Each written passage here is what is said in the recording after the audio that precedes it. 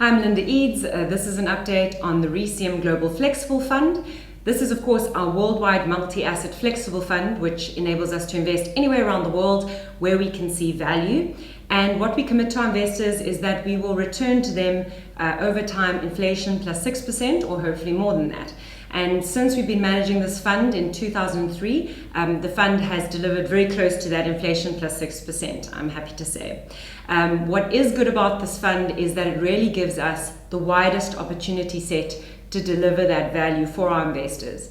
And being a smaller asset manager is really a huge advantage to us in the local marketplace. So as value investors, we're often trying to invest in those businesses that have become out of favor, they may be neglected, ignored. That's often the case for smaller businesses, simply because the large asset managers are not able to access those investments in any meaningful size. So we found more recently that actually we do have some large cap exposure, which is attractive in the fund. We found value in some of the large caps, some of the domestic retail banks such as First Rand and Standard Bank. You'll see things like MTN in the top 10. But we've also found increasing value in the small to mid cap space. And a lot of people think that if you think about small and mid caps, it's a lot more risky than the large caps. But if you think about downward price movement, the prospect of huge falls in price, if you cast your mind back to sort of the last year, 2 years, 3 years, it's really been the large caps that have caught the headlines. A lot of the biggest shocks have been a lot of the big companies. So there isn't really inherent safety in terms of downward price action when it comes to large caps. And I think that's a very important thing to remember. If you think about Steinhoff, that was a top 10 stock. If you think about businesses such as Woolworths, such as MTN, such as Mediclinic, these are all significantly sized companies. So I think one always has to bear that in mind when you think about downward price action. Your biggest insurance against not having those kind of falls in price is to buy in at a low price at the outset. So instead of buying something which is trading at a high PE, for instance, because things are going great, and assuming or hoping that that will continue to be the case, rather stack the odds in your favor of providing a buffer, the price being significantly lower than that fair value, to allow yourself some room for being wrong about what's going to happen in the future. Because as much as we spend all of our time trying to figure that out, we know that we will be wrong with regards to some of our analysis. So inherently, value investing is quite conservative in that regard, and it really does help us to have that full opportunity set to invest in locally.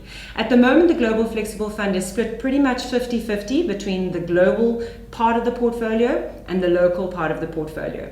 Probably the biggest change during the last quarter is the fact that we increased our global equity exposure. So we've had quite a bit of cash on the global side, and we use some of that cash to invest in a number of very varied global businesses, some in the UK, some in Europe, some of them multinational in nature, which have very different sort of payoff profiles in the event of different circumstances. What we're trying to do is put together a portfolio of completely different businesses which have two things in common. They're generally very good businesses by our metrics, of course, and they are priced very attractively at this point in time for one or another reason. Either it's company specific, it could be because of the geography they're listed in, such as the UK because of Brexit, where we have quite a lot of exposure at the moment, or it could actually be related to the economic cycle that they tied most closely to. So the Global Flexible Fund during the last quarter, it was actually flat, completely flat over the last quarter, despite the fact that global equity markets were up quite a bit. The US Fed, you may know, did an about turn. Instead of saying they might raise rates to actually cool the economy down, they actually said, you know what, we might actually be cutting rates to try and stimulate the economy. Of course, the markets took this to mean, you know, the party continues, and the S&P 500 reached new all-time highs. We think that this is a warning sign. The fact that the market reacted so positively to something that inherently indicates that all is not well in the economy, for us, that is pause to reflect on where the markets are at in terms of where the prices are relative to what's happening on the ground. We have very limited exposure to the US in particular. This fund has zero exposure to the technology companies. Now, if you look at the most expensive 10% of US stocks and you look at the cheapest 10%, the gap between those two is now as wide as it was, or put it this way, it was only ever wider just before the Great Depression and just before the dot-com bubble burst. And the dot-com bubble is particularly relevant because it was the same types of stocks that was causing that dislocation. It was on the technology side where there was this huge amount of optimism about how much these businesses should be valued at. So we've avoided those parts of the market. We believe that the Global Flexible Fund is a very diversified exposure to all sorts of different things with those two things in common. They are good businesses and they are priced very attractively. That's specifically with regards to the global side of the equation. On the local side, we do allow a smaller portion of the portfolio to be in sort of average companies, but with the proviso that they need to be very, very attractively priced. And there we introduced quite a few new interesting exposures on the local side. Some businesses that made it into the portfolio over the last quarter include the private healthcare provider Netcare, which many of us will know well. That is our preferred actual holding in that sector. It's been under a lot of pressure.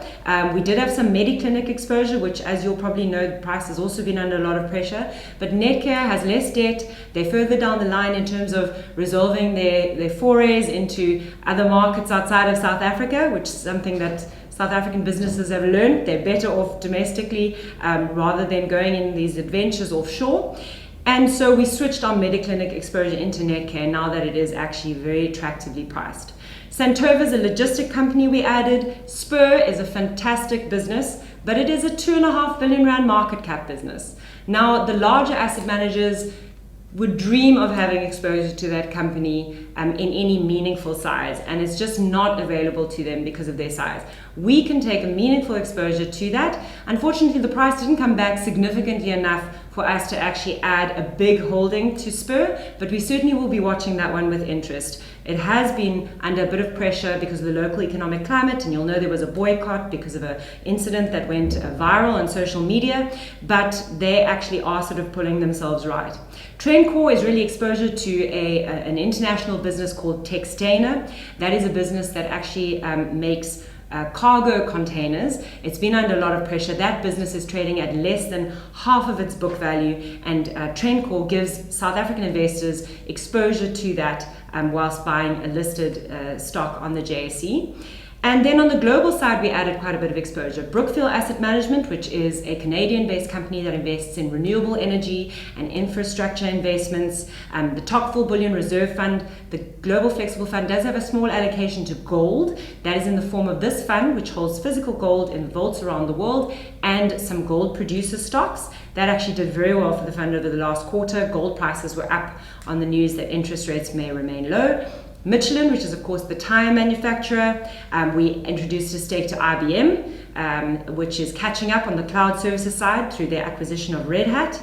And then two industrial companies, Royal Vopak and Royal Boskalis Westminster, two actually sort of Dutch-based companies which are multinational in nature really. One of them is a tanking business, which storage for oil, edible oil, chemicals, and the other, Royal Boskalis Westminster, is actually a dredging business with underwater operations for earth movers. So it really is a varied group of stocks, locally, globally. We're taking advantage of a lot of attractive opportunities, but we do still have a little bit of cash available to us to take advantage of opportunities which continue to arise. I think most of all, what's good about this fund is that it is a sleep at night portfolio if you're worried that the status quo may not continue given how elevated markets are and given that we're now in the longest recovery in US economic history. Thank you.